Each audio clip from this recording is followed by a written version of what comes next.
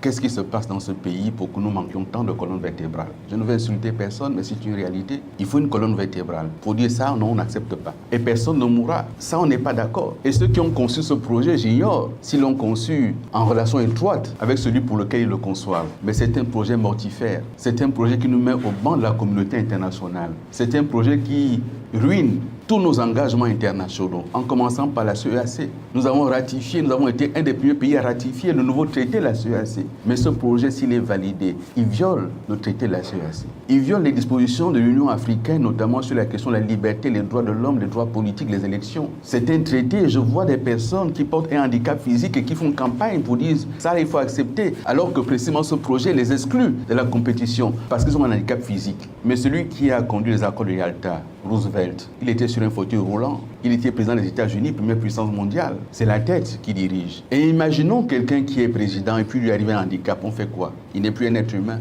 Mais les conditions pour le président doivent être les mêmes pour le vice-président, puisqu'il est censé suppléer le président. Il faut donc les mêmes conditions. Doivent être les mêmes pour les députés, puisqu'ils sont tous élus de la nation. Il faut donc accepter qu'on exclue les députés qui ont un père étranger, une mère étrangère, un enfant étranger. Il faut les exclure. Je suis contre la gestion d'un État par les militaires.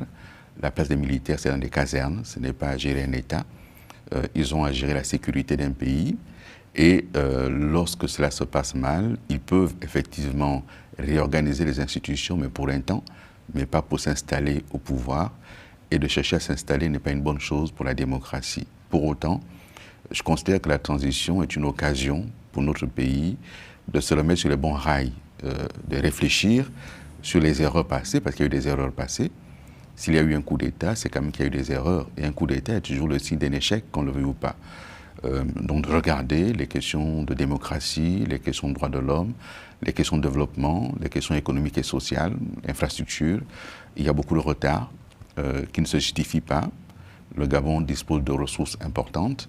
Et s'il y a eu autant de retard, c'est que quelque part, il y a eu des erreurs de gestion, il y a eu des erreurs de gouvernance qu'il faut interroger à froid. Également sur le plan de l'agriculture, engager un vaste programme, le programme Graines, qui est visible par tous. On payait par exemple le bidon d'huile à 4 500, aujourd'hui nous sommes à 7 000, 7 500. On ne ment pas à l'œil qui voit. Oui, il y a des graines que personne ne voit. En tout cas, les graines n'ont jamais poussé pour quelqu'un qui en consomme ici au Gabon. En ces temps, il y a un peu plus de logements sociaux. Ce sont les maisons inondées dans l'eau. Pas de courant, pas d'eau, il n'y a rien. On a fait des fosses septiques, les fosses sont pleines d'eau. On ne ment pas à l'œil qui voit.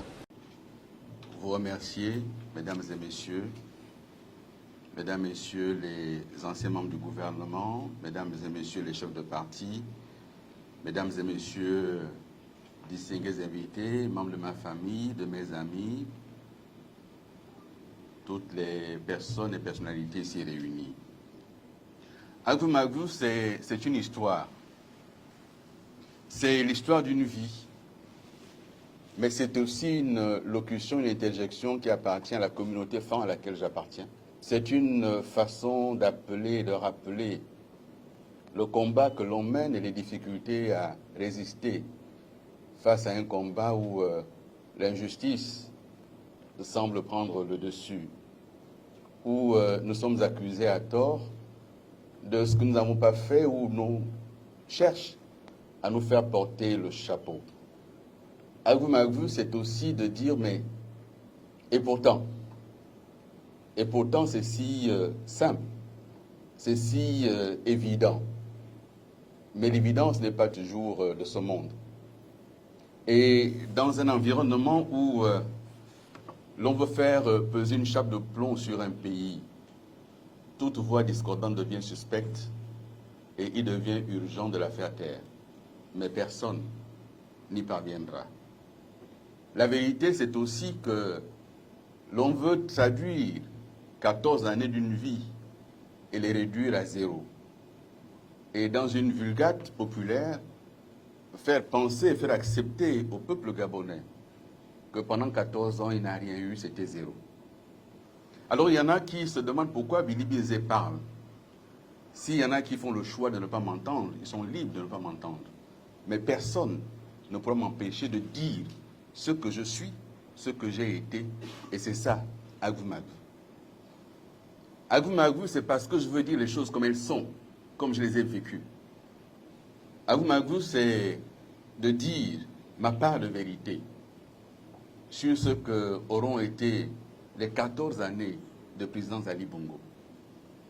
Par certains côtés décriés au niveau national, par d'autres adulés au niveau international, mais dans tous les cas, il a fallu accoucher sur le papier et inscrire noir sur blanc la part de vérité de ce que je sais moi, de ce qu'ont été les 14 années d'Ali Bongo. C'est un livre en 4 parties,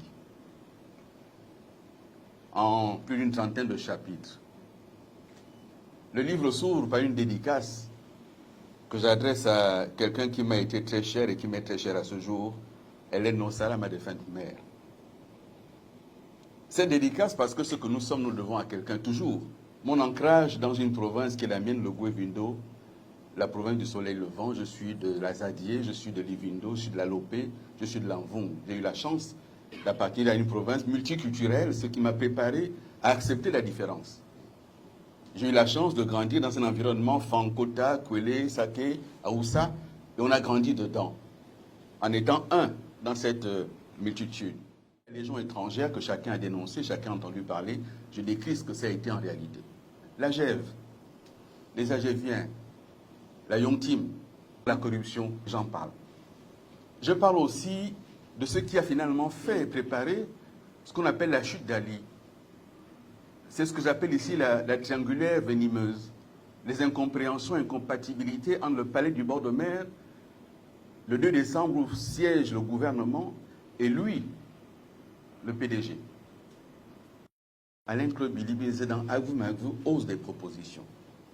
Des propositions concernant la vision politique qu'il faut avoir aujourd'hui. Comment on peut concevoir le Gabon, l'autre Gabon que j'appelle de tous mes voeux, oser l'espérance.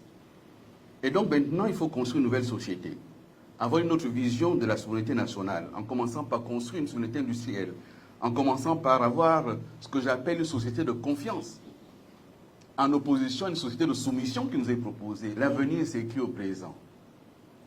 C'est ce que je dis dans ce livre. Et le livre se conclut par une dédicace ouverte aux dirigeants du CTRI, en lui disant, monsieur, vous êtes un officier, un militaire, général. Un militaire est un homme d'honneur.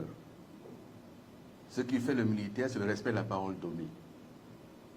Vous avez dit à l'issue de la transition, vous rendez le pouvoir au civil, respectez votre parole, rendez le pouvoir au civil. Quand on dit honneur et fidélité à la patrie, l'honneur, c'est d'abord le respect de la parole donnée. C'est ça l'honneur. L'honneur, la fidélité à la patrie. J'ai dit à ma patrie, j'ai fait, je vais rendre. Monsieur, respectez votre parole. C'est la conclusion de ce livre. Dédicace ouverte. Mesdames, Messieurs, je suis à vos dispositions.